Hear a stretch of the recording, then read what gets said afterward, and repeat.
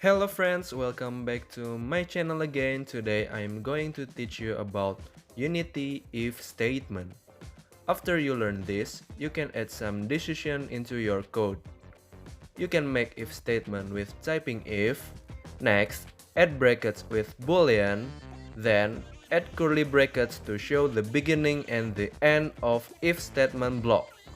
You can add some code inside your curly bracket. If statement simply work like actual meaning. For example, if player health is less than 0, then the player is die. If the car speed is greater than 100, the car machine will overheat. If the water temperature is greater than 70, then it's hot. You can make other if statement by yourself. Just try it.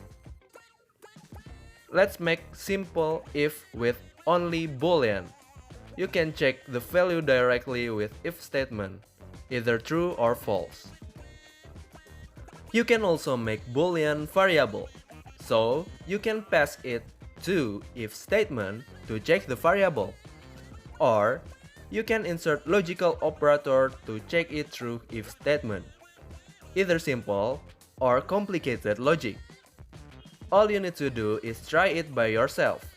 Coding is fun and an experiment, of course.